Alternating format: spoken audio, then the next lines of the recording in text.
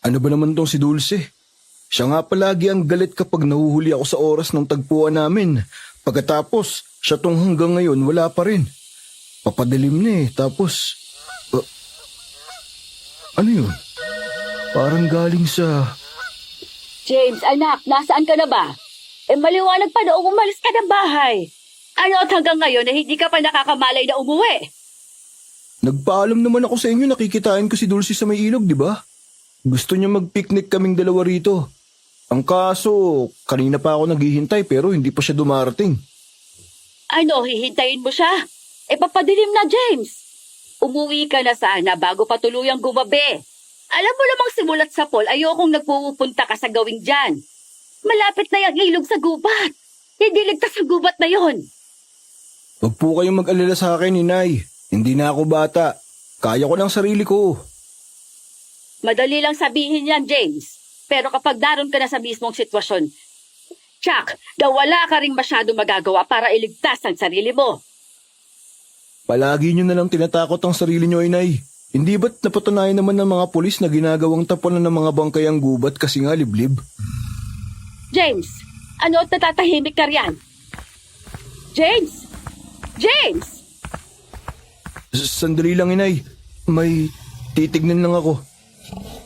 Sinasabi ko sa'yo, James, kapag ikaw napahamak, May tao ba riyan? Anak ng... Ano yun?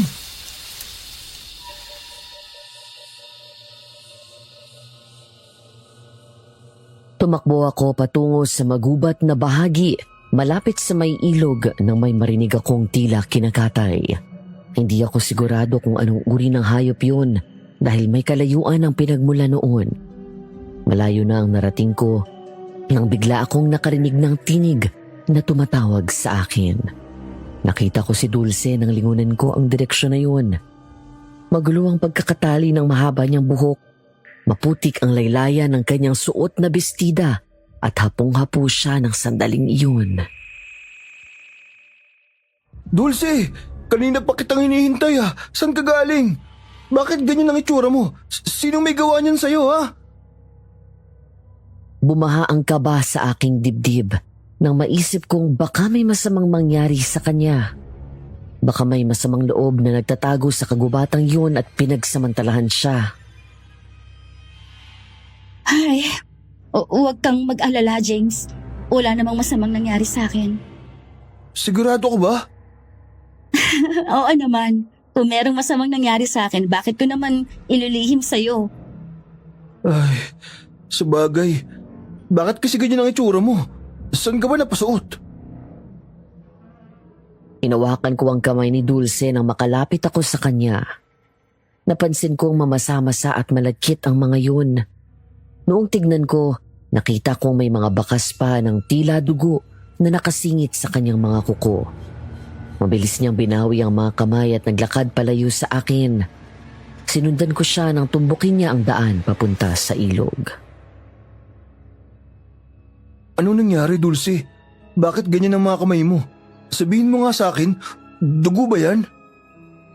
Oo, dugo. Ano ba kasing... Huwag kang mag-alala. Hindi naman ako nasaktan. Kanina kasi habang naghihintay ako, may nakita akong pusang hinahabol ng mga aso. Pinagtutulungan ang lapain. Tinulungan ko lang yung pusa kaya ganitong itsura ko. Talaga? Nauna ka pa pala sa akin dito. Kailan mo ba ako naunahan? Ay...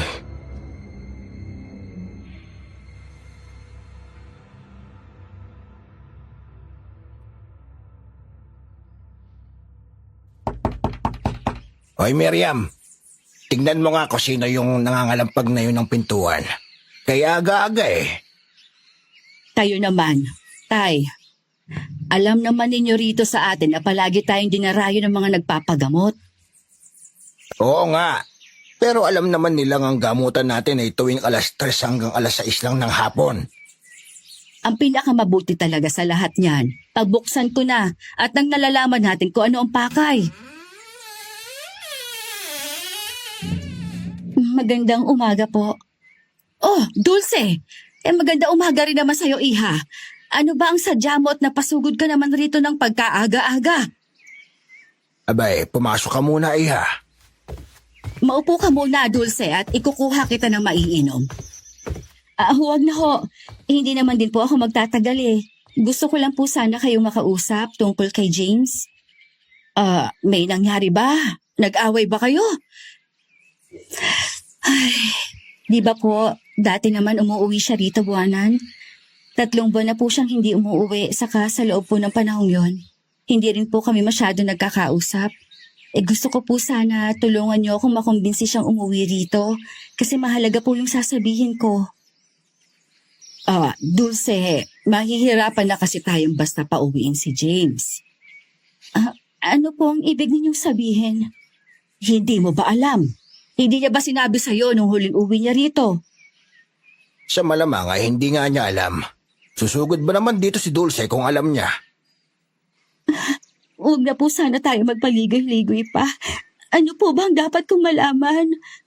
Hindi pala sinabi sa'yo ni James. Ay, pasensya ka na, Dulce, ha? Hindi ko rin naman alam na ililihim niya sa'yo na... Ay, sa Dubai na siya nagtatrabaho.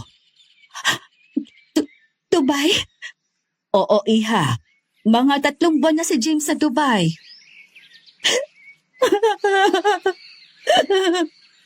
Tingnan mo ang kalokohan ng anak mong yon, Miriam. Hindi pala sinabi rito sa nobya niyang pupunta siya sa ibang bansa. Hayaan mo.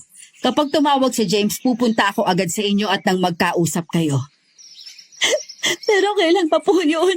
Kailangan ko na po kasi makausap si James, tita. Kailangan ko pong malaman niya. Ano ba yun? Sabi mo sa akin at baka may maitutulong ako. Buntis po ako.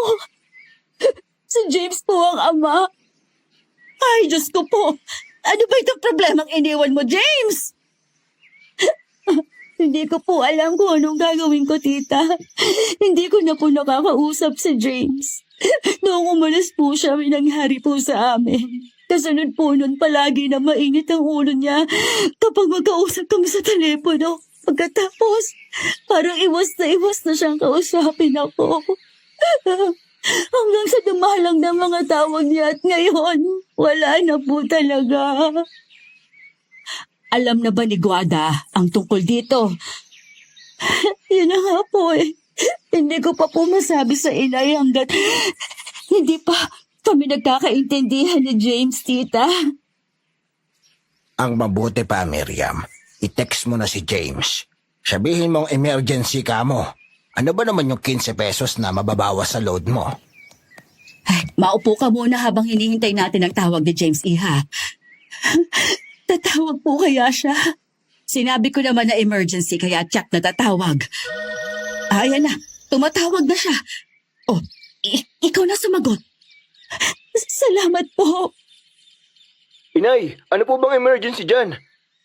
Pinakaban niyo naman ako roon sa text niyo. May sakit ba kayo? Kamusta ang lolo? James, ako ito. Si Dulce. Dulce? Kumusta ka na? Bakit parang kinalimutan mo na ako? Hindi naman sa ganun. Ano lang kasi... James, buntis ako. Ano na ang gagawin natin ngayon? Hindi ko magawang sabihin kay inay kasi tsak na magagalit sa akin yun. Shit! Kanino mo pa sinabi? Sa nanay at lolo mo, wala na akong choice. Kailangan ko ang tulong nila para makausap ka. Bakit hindi mo sinabi sa akin nung araw na yun na pupunta ka na ng Dubai? Bakit ka nagsinungaling sa akin? Nangako tayo sa isa't isa na wala tayong... Pasensya ka na, Dulce. Hindi ko kasi alam kung paano ko sasabihin sa iyo ang tungkol doon. Bakit? Bakit hindi mo alam kung paano sasabihin sa akin? Dati ka naman nagsasabi ng mga bagay-bagay kapag alam mong may kinalaman sa relasyon nating dalawa. Dahil ayaw kong masaktan ka kapag nalaman mo. Hindi ba't ayaw mo na nga magtrabaho ako sa malayo? Oo nga, ayoko. Pero kung para naman sa ating dalawa at sa magiging pamilya natin, lahat kaya kong tiisin. pamilya? Oo, James. Buntis nga kasi ako. Naiintindihan mo ba ang sinabi ko kanina? Kaya magkakaroon na tayo ng pamilya. Paano ka naman nakakasiguro na ako ang ama niyang pinagbubuntis mo? Anong ibig mong sabihin? Wala namang ibang lalaking nakagalaw sa akin kundi ikaw lang. At alam mo yan. Pero pagkatapos, hindi ko na sigurado kung mayroon pang sumunod. Ano bang pinagsasabi mo? Hindi ba noong nakaraan lang sinabi mo sa akin na lagi kang sinasamahan ni Patrick kapag may pinupuntahan ka? Magkaibigan lang kami ni Patrick. Kaya ba ganyan ka sa akin kasi nagsiselos ka na sa kanya? Nagsiselos na ako nagsiselos. Pero isa lang ang sigurado ako, Dulce. Hindi ko pananagutan ng batang yan lalo't hindi naman ako sigurado na ako ang ama niyan. Ano? Pagkatapos ng lahat, gaganyanin mo ko? Iiwan mo kami sa ere ng anak mo, ha, James?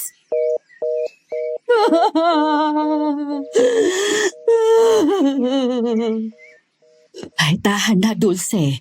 Makakasama ang labis na pag-iyak sa bata. Hayaan mo't kakausapin ko ng masinsinan itong si James kapag tumawag ulit. Baka mainit lang ang ulo dahil pagod sa trabaho. Tita, hindi po ako nagsisinungaling. Si James po talaga ang ama nitong ipinagbubuntis ko.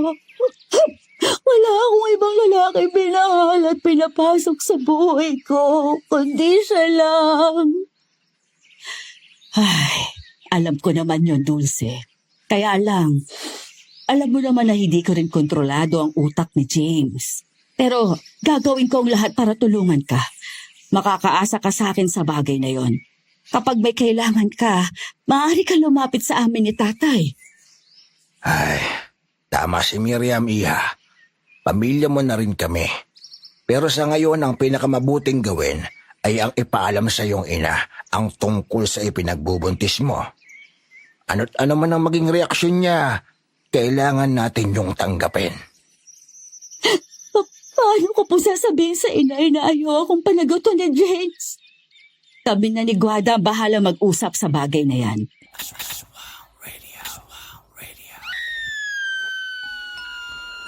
Pagbati sa'yo, DJ Yumi. Ganoon na rin sa masugid mong tagapakinig. Meron akong kwento na matagal ko ring pinag-isipan kung ibabahagi ko sa inyo.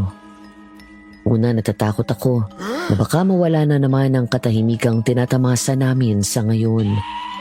Pero naisip ko rin, may matututunan ng iba rito. Kaya bakit ko itatago?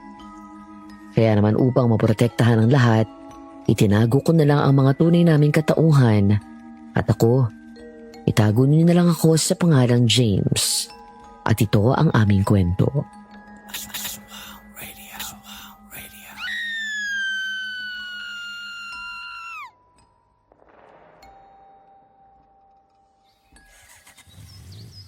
Miriam! Miriam! Halika! Bilisan mo! Bakit ba kayo sigaw na sigaw? Ano ba nangyayari? James! Sarina! Diyos ko kayo mga bata kayo, oo! Mano po, inay, lolo. Mano po.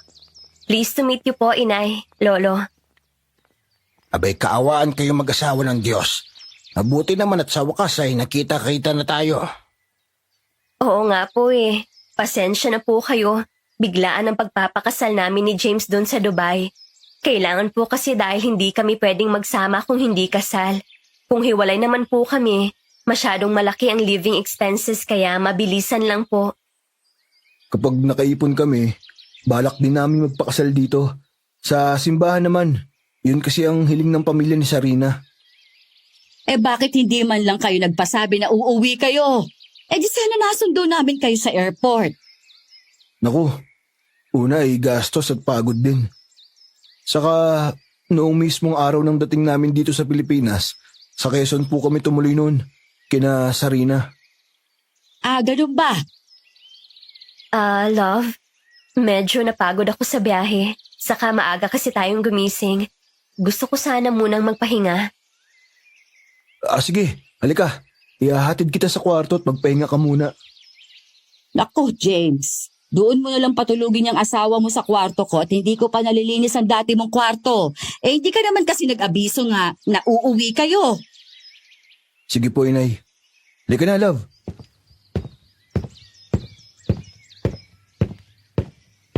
Inay, O, bakit? Ayos na bang asawa mo sa kwarto? opo, May mabuti naman kung ganon. pwede po ba tayong mag-usap?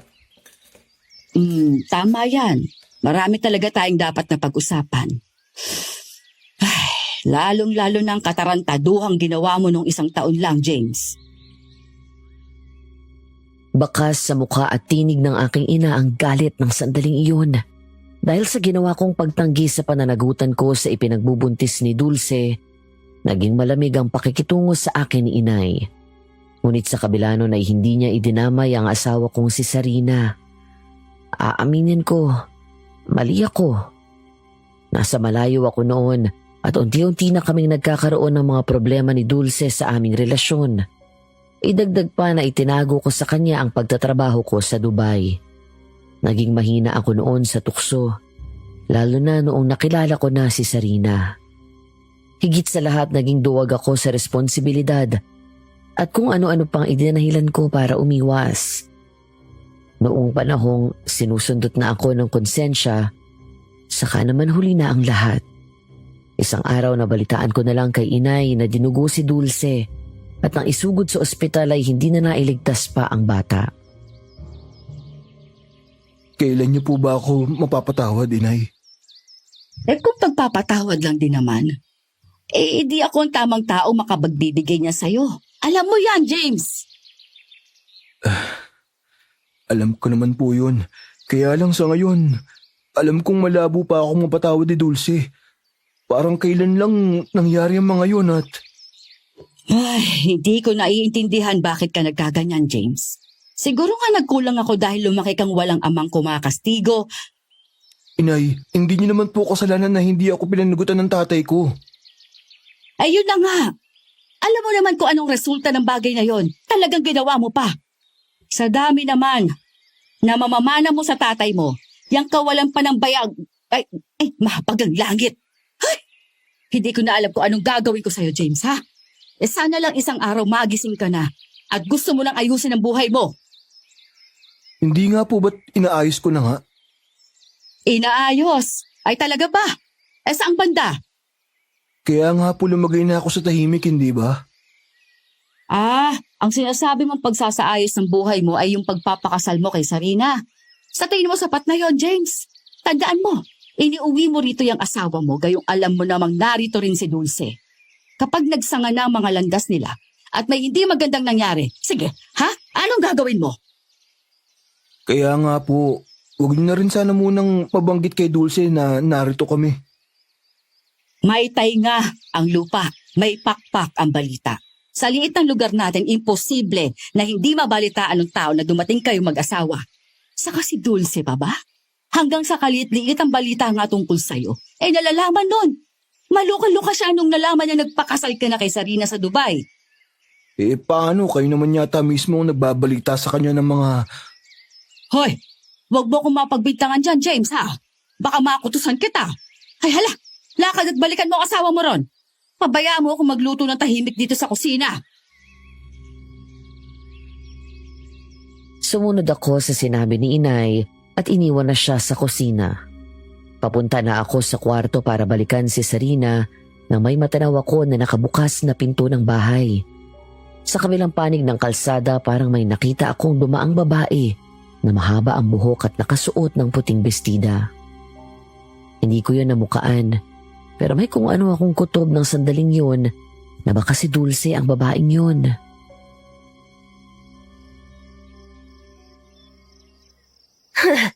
Kung ganon, totoo nga ang mga pangitain ko na babalik dito ang walang hiyang lalaking yon. Narinig ko ang usapan ng mga kapitbahay. Dumaan ako sa tapat ng bahay nila. Nakita ko si James. Hindi ko lang sigurado kung nakita niya ako. Huwag mong sabihin sa akin na may balak kang magmakaawa sa lalaking yon, Dulce. Bakit naman ako magmamakaawa, inay? Siya itong may malaking pagkakasalang nagawa sa akin. Sa amin ng anak ko. Kaya nga. At alam mo kung ano ang pinakamabisang gawin sa mga taong katulad ni James. Dulce anak, ito na ang pagkakataon para makaganti ka sa kanya. Gaganti talaga ako, inay. Lintik lang ang walang ganti. Sisiguraduhin kong pagsisisihan niya na bumalik pa siya rito at isinama pa niya ang babaeng yun. Tama. Ganyan nga anak.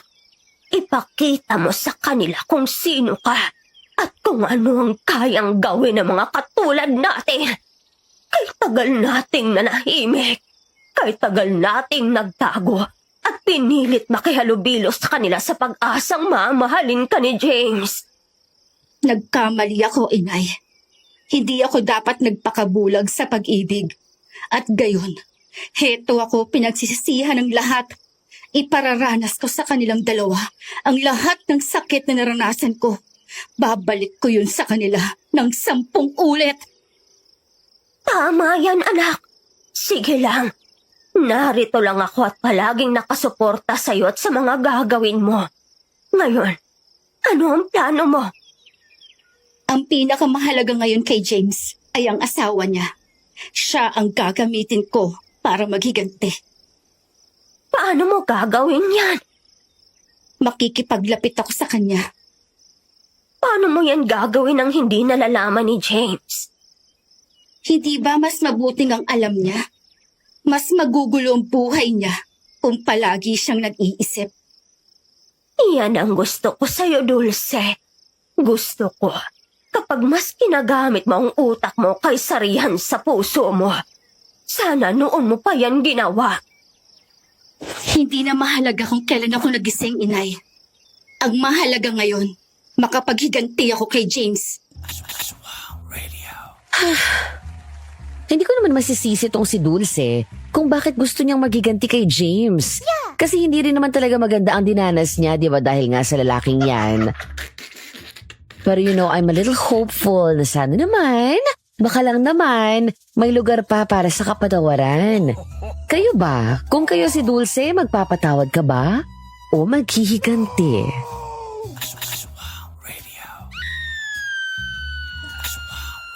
Lumabas ako ng bahay ng gabing yun para magpahangin at bumili ng sigarilyo. Malayo-layo rin ang tindahan sa bahay, kaya ilang minuto rin akong naglalakad mag-isa sa kahabaan ng madilim na kalsada ng walang ano-ano ay may narinig ako.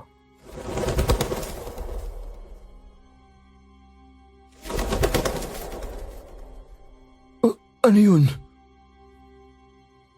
Tumingala ako dahil madilim ang parting yun. Hindi ko masyadong makita kung anong nasa ere ng sandaling yun. May kalakihan ng bulto noon at dinig na dinig ko ang pagaspas ng malalaking mga pakpak. Nanayo ang mga balahibo ko at hindi ko na nagawang tumuloy pa sa pupuntahan ko. Kumaripas na ako ng takbo pabalik sa bahay. Shit, bakit parang inhabol ako? Pero kahit na gaano kabilis ang takbo ko, nagawa pa rin akong abutan ng lumilipad na nilalang na yun. Malakas ang naging sigaw ko nang biglang bumaba ang lipad nun at kalmutin ako ng matutulis nitong mga kuko sa likod. Natisod ako at nadapa sa kalsada.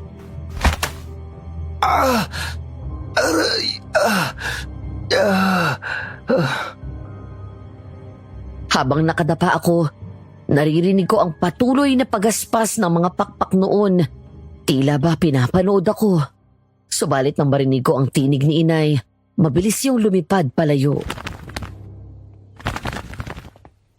James! Inay, alam niyo po ba kung ano yun? Kinukutuban ako, James. Parang aswang yata yun. Manananggal! Diyos ko! May sugat ka! Aswang? Kailangan nating magdamot kaagad ang sugat mo bago pa lumalayan. Inay, huwag niyo na itong mabanggit kay Sarina ha. Ayaw kong mag-aalala siya. Ay, hayan ka na naman.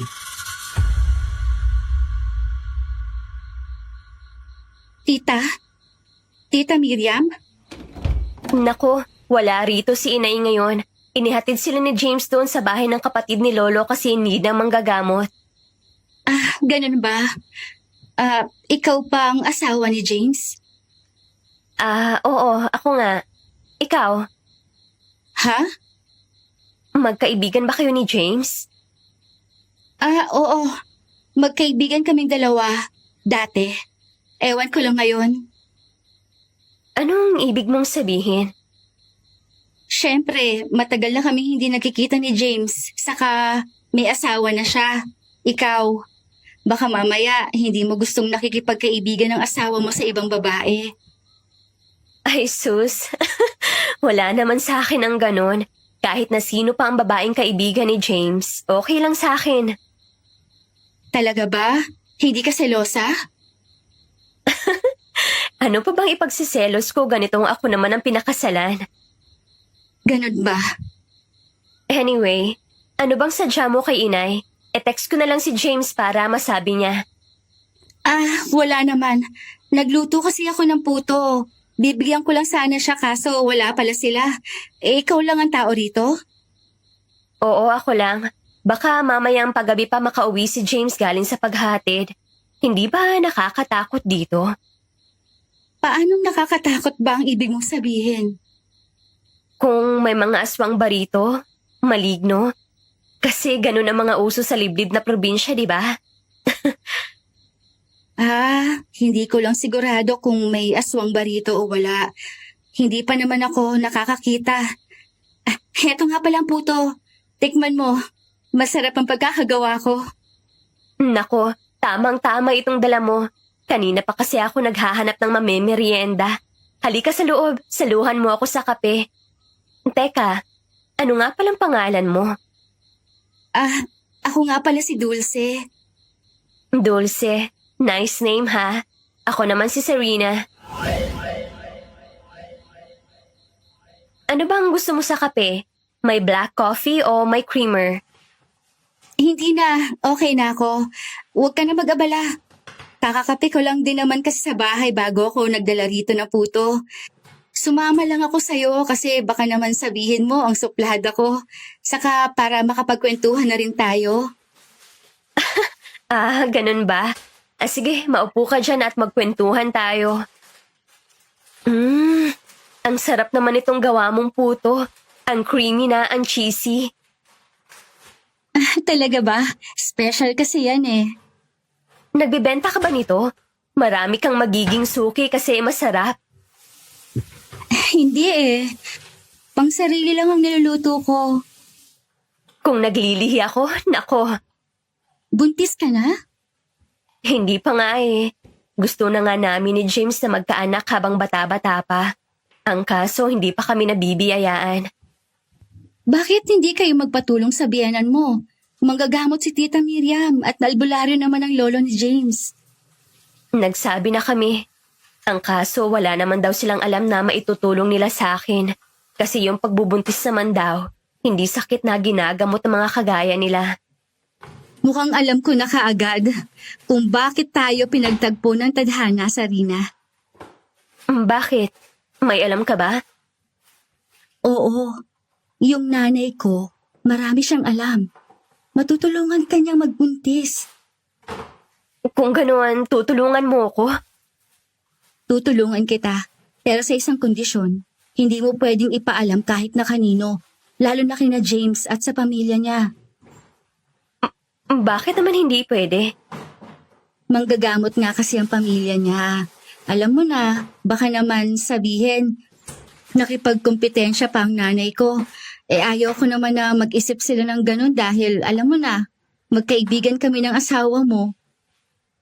Para saan pang kakayahan nila kung hindi naman matutulungan ni Inay Miriam ang sarili niyang manugang, hindi ba? Minsan nga naiisip ko na parang ayaw niyang magkaroon ng apo. Paano mo naman nasabi? Nag-iisang anak ni Tita Miriam si James. Walang ibang magbibigay sa kanya ng apo. Ewan ko ba, Dulce? Kapag napapag-usapan namin ang pagkakaroon ng anak ni James, parang nag-iiba ang timpla ni Inay eh. DJ Yumi sa kauna-unahang pagkakataon naglihim sa akin si Sarina. Hindi niya sinabing nakilala niya na si Dulce, at may mga binabalak silang dalawa. Habang ako ay ingat na mag-cruise sa mga landas nilang dalawa, sa likod ko ay may nagaganap na pala. Kung maaga ko lang sanang nalaman ang tungkol doon, siguro ay napigilan ko pa ang mapait na tadhana. Tadhanang alam ko namang ako rin ang gumawa. Dahil una pa lang wala namang pagbabayarang kasalanan kung wala akong nagawang pagkakasala kay Dulce. Bagay na hanggang sa ngayon, paulit-ulit kong pinagsisisihan. Oh my God! Mukhang may nakaabang na panganib talaga dito sa mag-asawa. Dulce girl, pwede kumalma ka? Kasi naman itong si James, hindi rin naman marunong.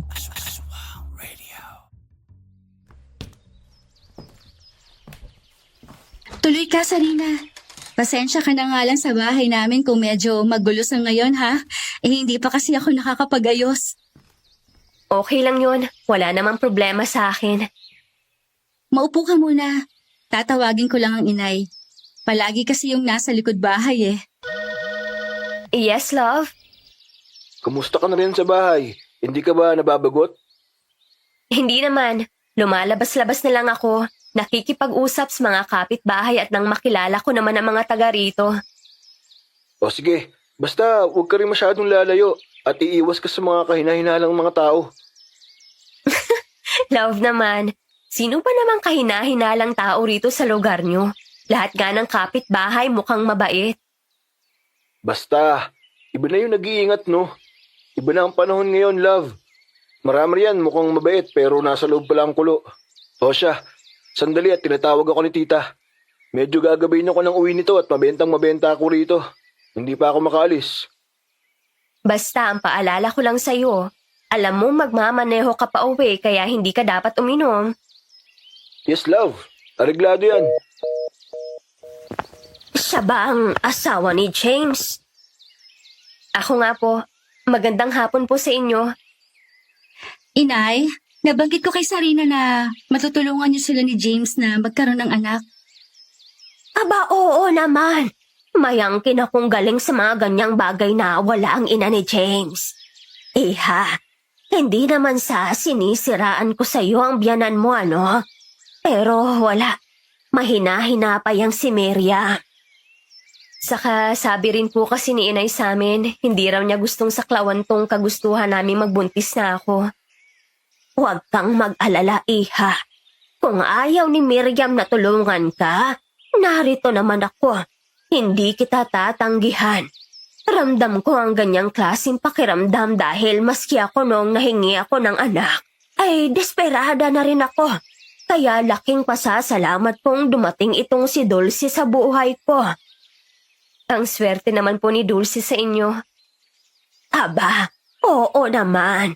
Ganon din naman siya sa akin. Maaari ko bang hawakan ang tiyan mo, Iha? Sige po, wala namang problema. May nararamdaman akong enerhiya. Pero hindi kalakasan, Iha. Yun ang isa sa dahilan kung bakit hindi ka mabuntis kaagad. Kumonsulta ka na ba sa doktor tungkol dito? Hindi nga po eh. Ang balak nga po namin ni James pagka-uwi rito na lang magpatingin sa doktor. Bueno, okay lang naman kahit hindi ka muna magpatingin at subukan mo munang ibibigay ko sa'yo. Kung hindi tatalab, saka ka na lang magpatingin sa doktor. Ayos ba yun sa'yo ha, Iha? Nako, maraming salamat po. Kaya lang wala pa akong maibabayad sa inyo sa ngayon kasi naiwan ko po ang pera ko sa bahay. Huwag mo nang isipin ang ibabayad, Sarina. Tulong na namin to ni inay sa'yo. Sa inyong dalawa ni James. Tama si Dulce. Basta, huwag mo na lang mababanggit kina Miriam. Opo, makakaasa po kayo. Maraming salamat po. Sandali at kukunin ko ang mga gamot mo. Ang bait niyong mag-ina, alam mo? Parang ikaw pa lang ang unang nagsabi niyan. Ha? Mataray kasi yung si inay kapag nasa labas, kaya hindi masyadong lapitin ng mga taga rito. Pati tuloy ako nadadamay. Yan siguro ang dahilan kung bakit mas lapitin ng tao si Inay Miriam. Siguro. Maiba ako, Dulce. May asawa ka na ba o boyfriend? Pasensya ka na, Sarina, pero hindi ko gustong pinag-uusapan ng tungkol dyan. Oh, etong iinumin mo, Sarina. 3 magkakasunod na gabi mo itong iinumin, ha? Hindi ka maaaring pumalya. 1 gabing lumiban ka. Malaki ang magiging epekto noon at baka hindi ka mabuntis.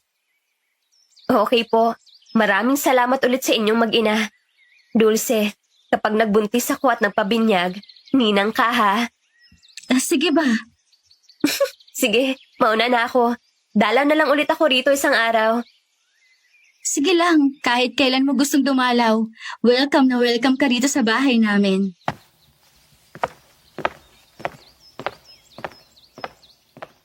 Anong gamot yung ibinigay niyo sa babaeng yon, Inay?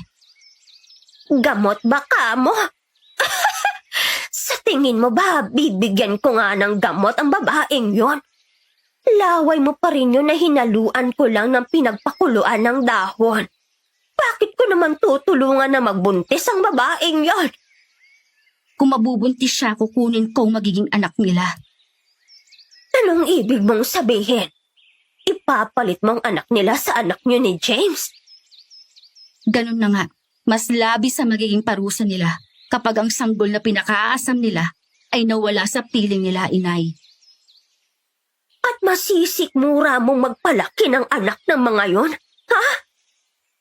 Sa katawang pisikal anak nila yon, Inay. Pero sa oras na makuha kong sanggol, ibabalik mo ang kaluluwa ng anak ko at ang katawang yon ang magsisilbi ng tahanan. At kapag naging aswang na rin si Sarina, Ipapapatay ko si James sa kanya.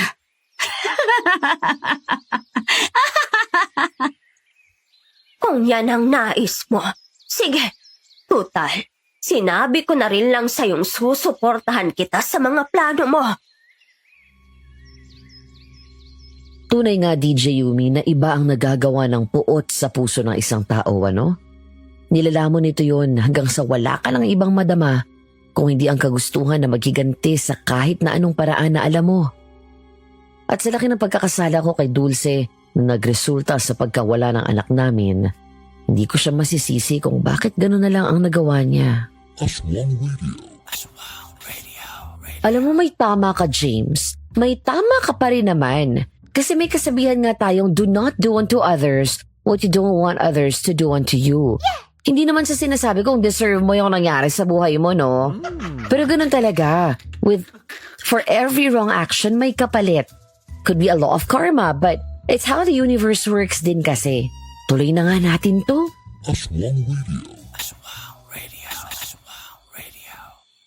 Sarina, may problema ba? Kanina ka pang pabalik-balik dyan. Wala naman, love. Bakit hindi ka mapakali dyan kung ganun? Ang mabuti pa, pumasok ka na rito at lalamukin ka riyan. Mamaya lang maghahapunan na tayo. Tutulungan ko lang si inay na maghain sa kusina, okay? Sige. Sarina, Dulce, dinalahan kita ng dinuguan. talaga? Ikaw ha, 2 linggo ka nang nagkakakain ng mga dinuguan ha. Dinuguan, batchoy, bopis. Mukhang iba na yan ha. Sa tingin mo ba tumalab na yung ininom ko? Naglilihi na ako? Ewan ko, nag-pregnancy test ka na ba? Parang masyado pang maaga para ron. Pero kasi, delayed na rin ako ng halos 2 linggo na. Malay natin, magtuloy-tuloy nga. Naku, sana nga, Dulce. Matuloy lang talaga to. Sobrang laki ng pasasalamat ko sa inyong mag-ina. Huwag kang magpasalamat. Aha? Ang ibig ko sabihin, wala pa naman. Hindi pa tayo nakakasiguro, kaya huwag ka muna magpasalamat. Sige na, baka mamaya makita pa tayo ni James na nag-uusap dito. Sige, salamat ulit dito sa dala mo. Maaasahan ka talagang kaibigan. Basta ikaw, Sarina. Basta ikaw.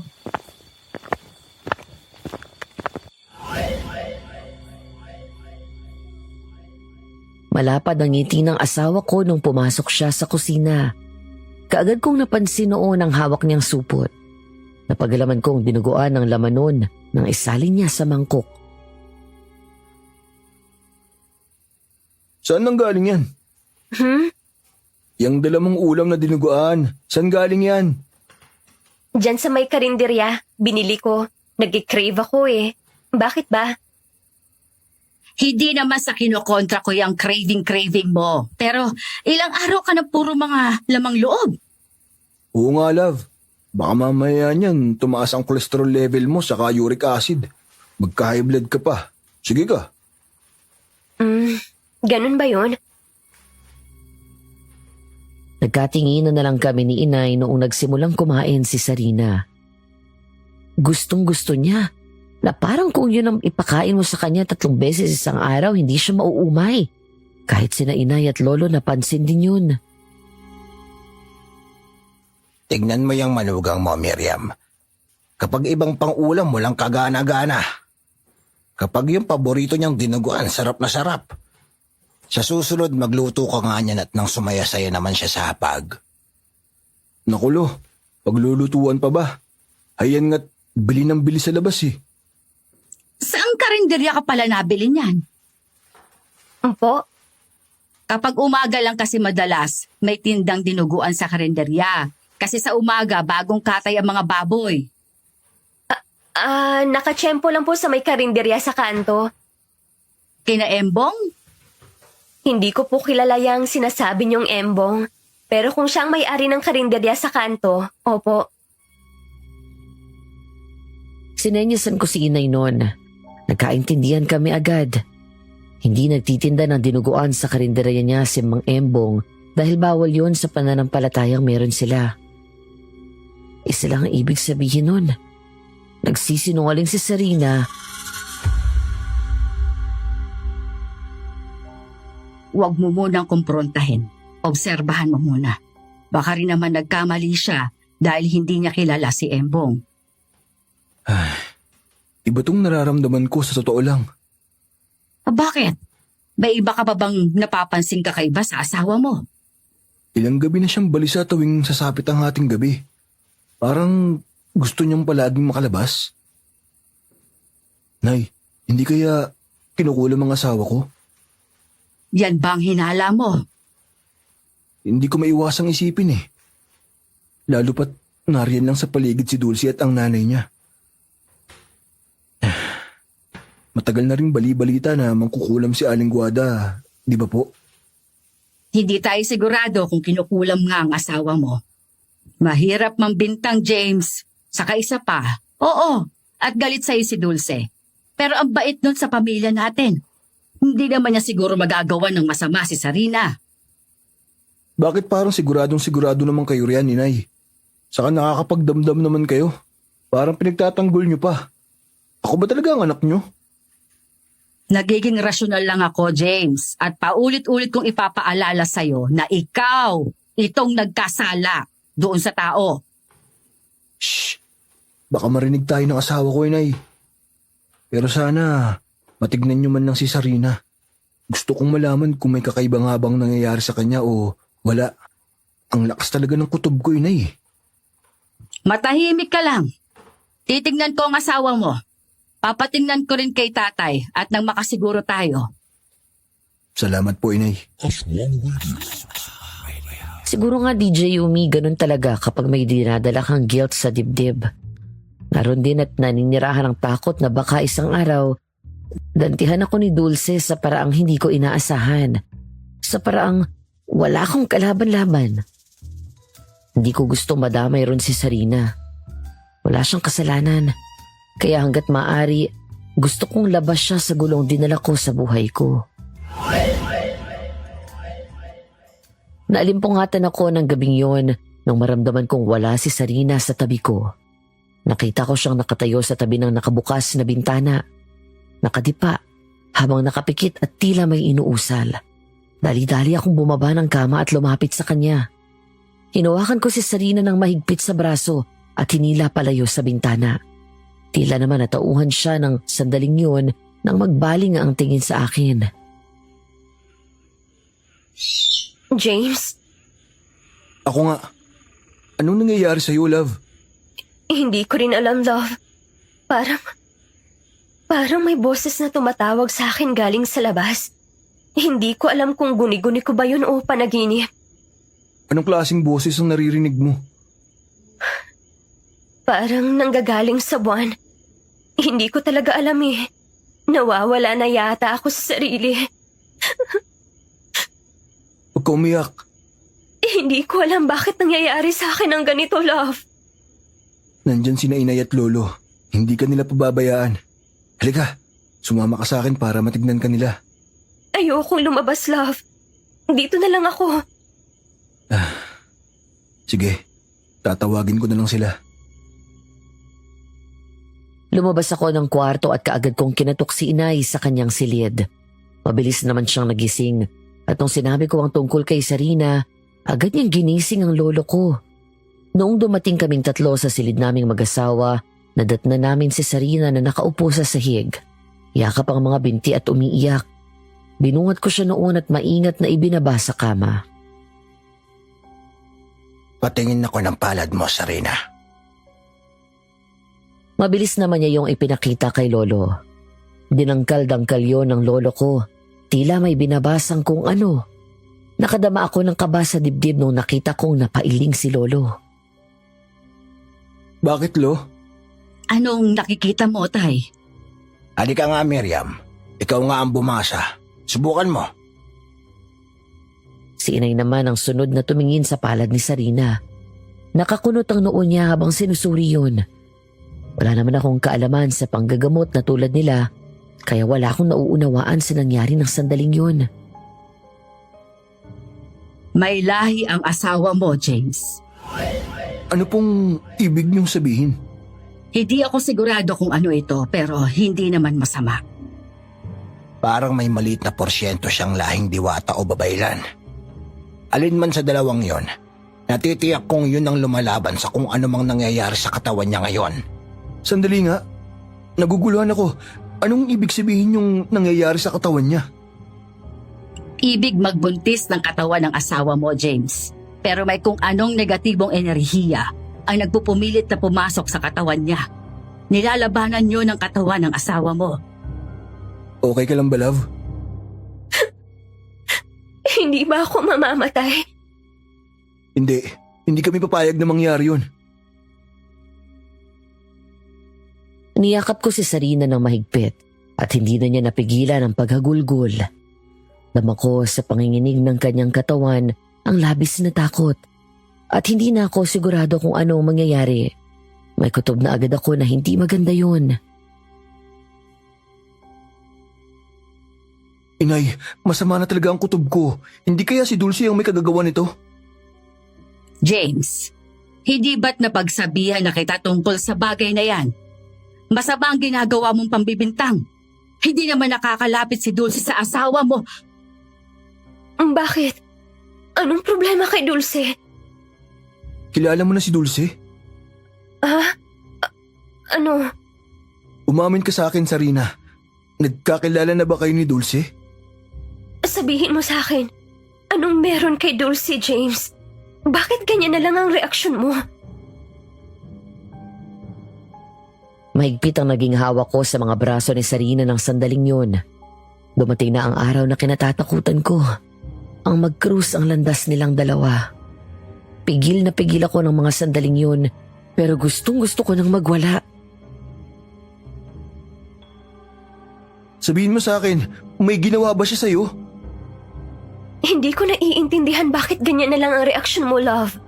Oo, magkakilala na kami ni Dulce. Putang... Yan ang habang sinasabi ko eh. Kumalma ka, James. Walang mabuting maidudulot kung ganyan ka. Wala namang masamang ginawa sa akin si Dulce. Mabait siya sa akin dahil sabi niya magkaibigan kayo. Ang totoo niyan, Ano? tinutulungan nila ako mag-ina para mabilis akong magbuntis. Kaya lang mahigpit nilang ibinilin na huwag kong sasabihin sa inyo kasi ayaw nilang magkaroon ng gulo dahil manggagamot din sina inay at lolo. Sinasabi ko na nga ba, Inay? Sinasabi ko na nga ba't tama ang hinala ko na may ginagawa nga si Dulce sa asawa ko? Kayo lang tong ayaw maniwala sa akin eh. Maghunos dili ka nga, James! Ano magkaamok ka na kaagad at susugod doon? At bakit hindi? Kung ano man ang ginagawa ni Dulce kay Sarina, alam kong ginagawa niya yon para gantihan ako. Bakit kanya kailangang gantihan, James? Anong ginawa mo kay Dulce? Dati silang magkasintahan ni Dulce at Inay! bakit? May mali ba sa sinabi ko? Yun naman talaga ang totoo. Iyaan yung kami mag-asawang mag-usap tungkol sa bagay na to. Please lang Inay. Ay, oo, tama lang naman talaga na ikaw nga ang magsabi sa asawa mo ng lahat-lahat para maging malinaw kay Sarina. Karapatan pa rin niyang malaman yon kahit nasabihin mong nakaraan na.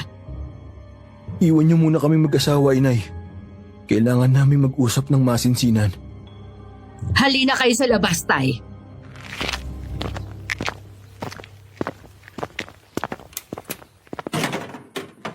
Hindi ko akalain na gano'n na lang palang ugnayan yung dalawa ni Dulce noon. Kaya naman pala ayaw niyang malaman mong lumalapit siya sa akin. Pinagkatiwalaan ko siya, love. Anong ginawa sa'yo ni Dulce? Sinaktan ka ba niya? Yun na nga eh. Hindi niya ako sinasaktan. Napakabait ng pakikitungo niya sa akin. Kaya gano'n na lang ang naging tiwala ko sa kanya, James. Pagkatapos tinulungan pa nila akong mag-ina na mapabuting kalusugan ko. Kasi nga gusto ko nang magkaroon tayo ng anak. Nasisiguro kung kaya ginawa yun ni Dulce ay dahil mayroon siyang masamang balak sa'yo. Ano naman sa tingin mo ang masamang balak na yun? Gaganti siya sa akin. Sigurado ako ron. Ano bang malaking kasalanan ang ginawa mo kay Dulce para magkaroon siya ng malaking galit sa'yo ha, James? Sabihin mo sa akin. Asawa mo ako. At karapatan kong malaman kung ano yun. Dahil kasali na ako sa gulong to kahit paano ang gawin natin. Mapapatawad ba ako sa maririnig mo? Paano ko malalaman kung kaya ba kitang patawarin kung hindi ko pa naman nalalaman? Isa pa, kung nangyari to bago tayo ikasal, sa tingin ko hindi ako ang kailangang magpatawad sa'yo. Magkasintahan kami noon ni Dulce. Nung bago pa ako pumuntang Dubai. Hindi ko magawang sabihin sa kanya ang totoo. May nangyari sa amin nung gabi bago umalis dito. Nagbunga yun, Sarina. Pero noong malamang nasa Dubai na ako, nagsisimula na rin kaming magkalabuan ni Dulce. Ang daming tumatakbo sa isip ko noon. Pagkatapos noong nalaman ko pang nakabuntis ako, natakot ako sa malaking responsibilidad na kakaharapin ko. Hindi pa ako handa noon eh. At noong panahon na yun... Noong panahong yun tayo nagkakilala. Oo. Huwag mong sabihin ako ang ginawa mong dahilan para hindi panagutan ang anak niyo ni Dulce. Hindi ko gagawin yun sa'yo, Sarina. Mahal kita. Mahal na mahal kita. At si Dulce, hindi mo ba siya minahal? Minahal ko rin naman siya. Pero hindi naging sapat ang pagmamahal na yun. Nawala na lang bigla. Hindi kagaya nung naramdaman ko para sa'yo. Pero kahit na gano'n ang nangyari, pinagsisisihan ko naman ang lahat ng mga ginawa ko. Lalo na ang pagtanggi sa pagiging ama ng bata. Alam kong yun ang malaking dahilan kung bakit namatay ang bata eh. Dahil na-stress si Dulce noon. James, what have you done? Maniwala ka, pinagsisisihan ko ng lahat. Kung pwede nga lang na bumalik ako sa nakaraan para maitama ang pagkakamali ko. Nagsisisi ka, oo. Pero humingi ka na ba ng tawad kay Dulce? Paano malalaman ng tao na nagsisisi ka na nga kung ni minsan hindi mo naman siya nilapitan at kinausap? Tama ka. Ang ginawa ko lang ay umiwas sa kanya. Hindi ko rin kasi alam kung paano ko siya lalapitan. Kailangan mong lakasan ang loob mo. Hindi pwedeng ako ang humingi ng tawad sa mga kasalanang ikaw naman ang may gawa, James. Sarina, galit ka ba sa akin? Masamang tao na rin ba ang tingin mo sa akin? Paano ko ba makukuhang magalit sa'yo kung ganitong mahal na mahal kita, James? Masama ang loob. Oo, kasi naglihim ka sa akin. Pero ibang James naman kasing nakilala, minahal at pinakasalan ko. Naiintindihan ko rin na tao ka lang nagkakamali. Pero ang pinakamahalaga sa lahat, para sa akin, ay yung marunong kang magsisi sa mga pagkakamaling nagawa mo. Salamat, love. Salamat kasi palagi mo akong iniintindi sa lahat ng pagkakataon. Dahil asawa kita, sumumpa ako na sa hirap at ginhawa, sa sakit at sakuna, at sa kung ano paman, kahati mo ko, James. Kinabig ko si Sarina. Ikinulong sa isang mahigpit na yakap. Gumanti naman siya ng yakap sa akin, subalit hindi ko inaasahan ang mga sumunod na nangyari. Narinig ko ang kanyang pag-angil at kasunod nun ang pagkayod ng kanyang mga ngipin sa gilid ng aking leeg. Mabilis ko siyang tinulak. Nanindig ang balahibo ko nung makita kong tumutulo ang laway mula sa kanyang bibig. Mabilis ang kanyang paghinga. Parang hayok na hayok siya sa laman. Inay! Lolo! Magmadali kayo! Si Sarina! Bakit? Anong nangyayari? Diyos ko po, Sarina.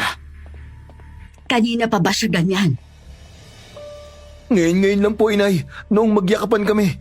Nagulat na lang ako kasi parang gusto niya akong kagatin sa leeg. Delikado ito, James. Mukhang nayanggaw ang asawa mo. Na ano? Nayanggaw. Gusto siyang gawing aswang din ng kung sino. Pero, sinong aswang na yun? Kailangan mong alamin saan nakakabili ng mga putahing may lamang loob itong asawa mo. Yun lang ang tanging makakapagbigay ng sagot sa atin. Miriam, kuhanin mo ang holy water. Dali! Hindi ako makapaniwala sa mga revelasyong bumungad sa amin ng gabing yun. Pero hindi ko na noon maramdaman pa ang ulo ko. Walang sinayang na panahon si Inay. Mabilis niyang kinuha ang bote ng holy water sa altar sa labas ng kwarto. Magkasabay silang nagdasal ni Lolo. Latin yun at wala akong maintindihan. Naroon lang ako sa isang gilid at panay ang iyak na sana ay umayos ang lagay ng asawa ko. Nagsisigaw at nagkikisay si Sarina nang wisikan siya ng holy water ni Lolo. At kasunod noon, natumba siya sa sahig na walang malay.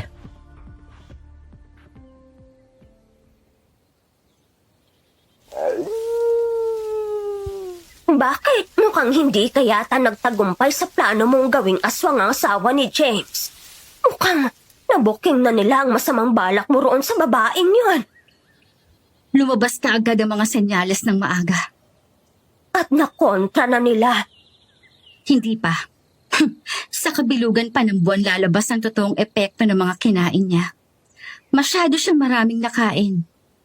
Kaya gano'n na lang kaaga kung lumabas ang mga senyales. Muntik na niyang lapain si James. Ilang araw na lang, kabilugan na ng buwan. Tamang-tama dahil may mahalagang okasyon sila sa araw na yon. Ano yon? Nabanggit sa akin ni Sarina na magdiriwang sila ng wedding anniversary ni James sa araw na yon. Inimbitahan pa nga niya ako. Pupunta ka? Bakit hindi? Yun lang pinakahihintay kong sandali, Inay. Yon ang magiging araw ng katuparan ng plano kong paghihigante. Mag-iingat ka, Dulce. Hindi natin alam kung ano ang naghihintay sa'yo ron. Baka mamaya may patibong din silang inilaan sa'yo. At ano naman ang magagawa nila? Nakita ba nila ang mga ginawa ko? Wala silang ebidensya. Maski nga si Sarina, walang malay sa mga inilagay natin sa mga ininom niyang gamot at mga kinain niya. Kahit na hindi ka dapat magpakampante dahil tiyak ako, maghihinala at maghihinala sa iyong isa sa kanila. Si James ba ang tinutukoy niyo? Sino pa nga ba? Hindi ka pa nagtataka? Hindi ka man lang nilalapitan ng isang yon sa kabila ng lahat ng nangyari sa asawa niya. Para naman kayong bago kay James. Duwag ang isang yon, Inay. Kung may ideya siya na akong may kagagawan, di lalong hindi siya lalapit. Mabuting hayon. Matakot siya dahil sa laki ng kasalanan niya. Kulang pang kabayaran ng buhay niya. Buhay ang inutang ni James. Buhay ng anak ninyo. Marapat lang na buhay din ang maging kabayaran noon.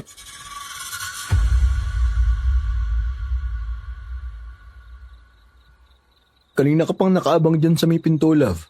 Sino bang hinihintay mo? Halos lahat ng bisitang inimbitahan natin nakarating at nakaalis na.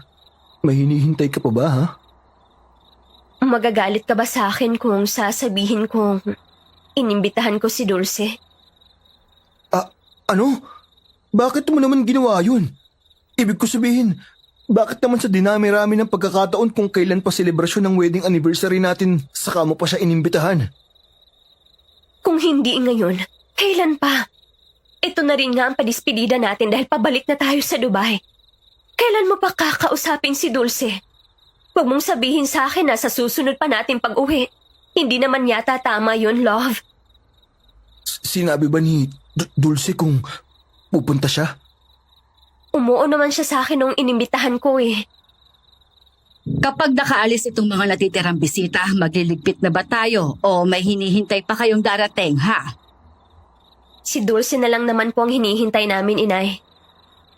Ay, sigurado ba kayo riyan, ha? Baka mamaya kung anong gulo ang mangyari kapag nagpunta siya rito. Hindi naman po siguro. Love, anong nangyayari sa'yo? Sarina, Nanigas ako sa kinatatayuan ng sandaling yun. Namimilipit na tila naduduwal na hindi ko maintindihan. Narinig ko rin ang mahina niyang pag-angil. Tunog mabangis na hayop. Napansin niyo ng mga natitirang bisita at sa labis na takot ay nagtakbuhan na sila palabas ng bahay. Tanging ako na lang ang naiwan pati sina lolo at inay. Inay, anong nangyayari kay Sarina? Akala ko ba maayos na siya? Mukhang hindi na siya, Ed. May naiwan pa. Bilog ang buwantay. Delikadong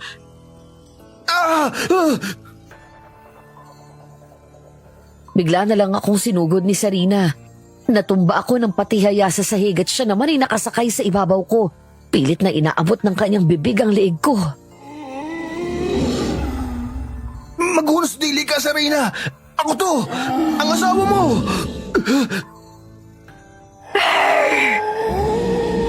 Miriam, ang holy water tsaka asin. Magmadali ka.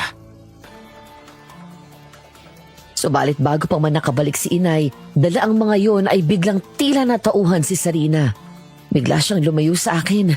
Luhaan ang nalilisik niyang mga mata. James, please, lumayo ka sa akin. Tumakbo ka na't iligtas mo ng sarili mo. Kayong tatlo ni nanay at lolo. Sige na.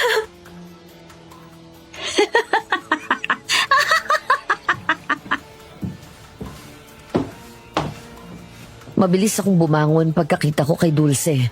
Sa reaksyon pa lang niyang yun, pinagtibay na kaagad noon ang hinala kong siya nga talaga ang may kagagawa ng mga nangyayari sa asawa ko.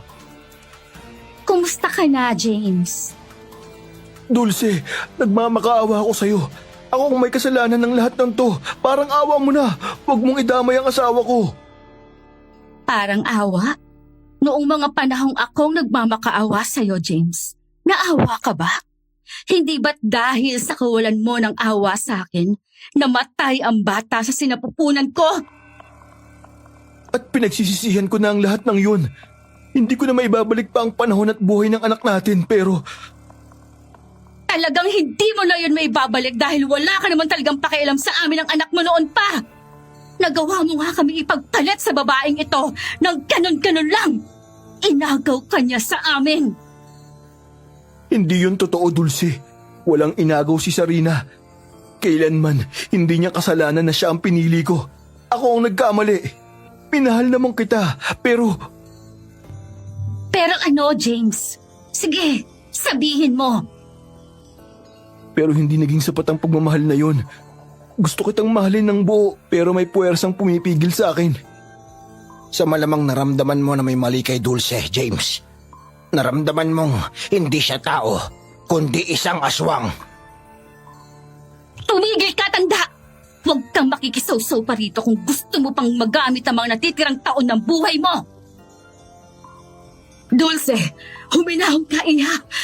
Baka maaari nating pag-usapan ito.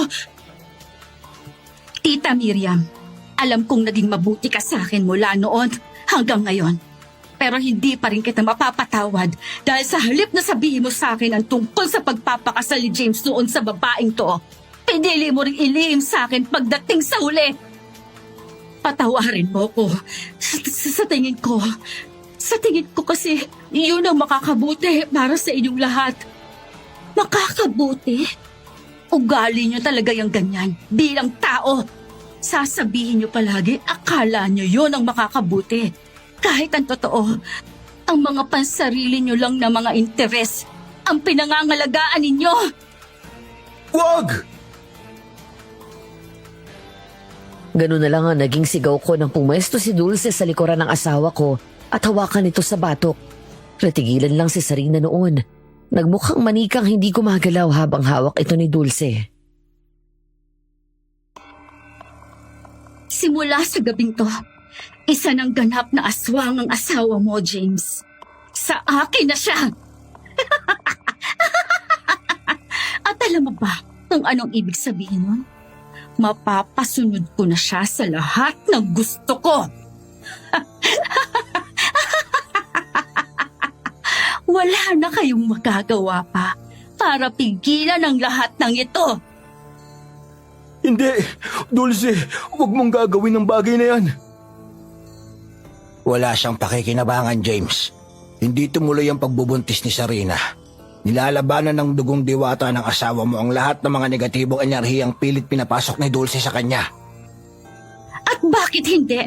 Ito ang ganti ko sa lahat ng ginawa mo sa akin, James. Hinding-hindi kita mapapatawad maski na ilang ulit ka pang magnikluhod sa harapan ko. Noong araw na sinaktan mo ang damdamin ko, noong hindi mo pinanagutan ang anak natin, yun din ang araw na namatay ng pagmamahal na nararamdaman ko para sa'yo. Wala nang natitira sa puso ko, kundi galit. Dulce, hindi ang paghihiganti ang tunay na magpapalaya sa ating lahat, kundi ang pagpapatawad. Ah! Pakawalan mo si Sarina, Dulce. Total, ako naman na may kasalanan. Mas magiging matamis ang paghihiganti ko kung si Sarina ang magiging kabayaran ng mga kasalanan mo. Kaya naman ngayon, Sarina, inuutusan kita. Patayin mo si James.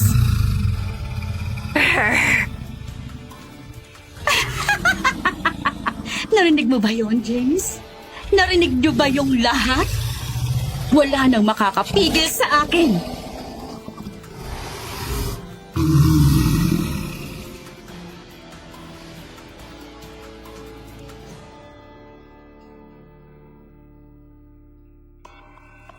Itinulak ni Dulce si Sarina palapit sa akin. Nanlilisik ang mga mata niya at nakalabas ang mga pangil ng sandaling yun. Tumutulo pa ang laway. Subalit kita ko rin kung paanong pinaglalabanan ng katawan ni Sarina ang tawag ng laman.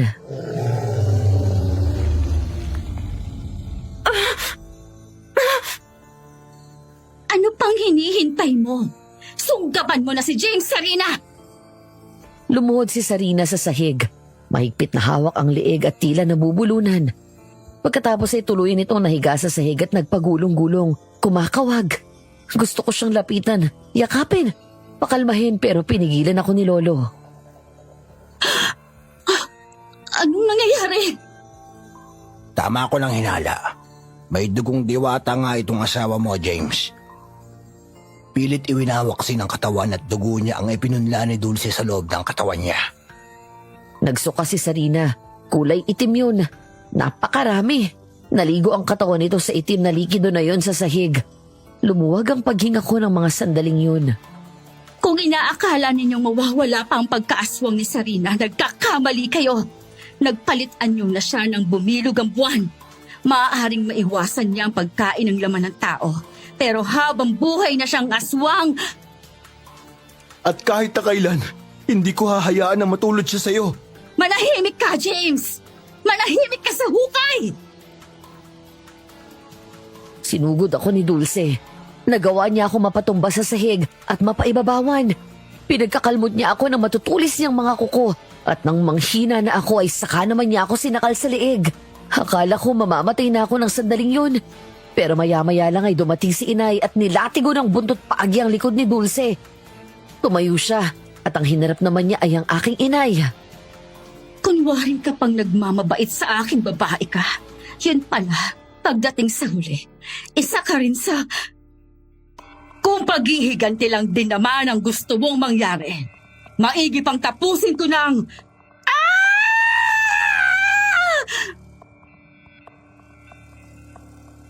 Nagulat kaming lahat nang biglang sugurin ni Sarina si Dulce mula sa likuran. Ang matutulis niyang kuko ay bumaon mula sa likod ni Dulce at tumagos ang mga yon sa dibdib nito.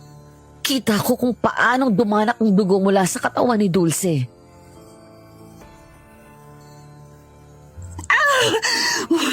Wala ka man lang utang na loob! Sa tingin mo ba, tatanawin kong utang na loob ang ginawa mong to sa akin? Hindi ko kailanman ginustong maging aswang.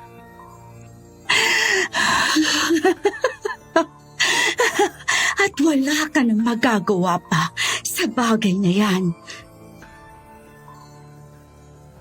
Ganun na lang ang pagsinghap namin nila inay at lolo nang biglang hinatak ni Sarina palabas ang puso ni Dulce mula sa katawan nito. Tinitigan niya yun. Inamoy-amoy. Pagkatapos ay pinigagamit ang kanyang mga kamay. Nagtalsikan ng dugo sa mukha ni Sarina ngunit wala itong pakialam. Alam kong may kakayahan si Sarina na kontrolin ang pagkagutom niya sa laman ng tao. Pero hindi na tayo maaaring manirahan pa rito. Madali kayo. Kailangan nating makaalis dito bago sumikat ang araw. Tiyak na mamaya lang ay kakalat na ang balita mula sa nakakita na naging aswang ang asawa mo, James. Tama ang lolo mo. Kailangan nating makaalis. Pero saan tayo pupunta? Sa malayong lugar, yung walang may kilala sa atin. Hanggat maaari, kailangan ay sa liblib.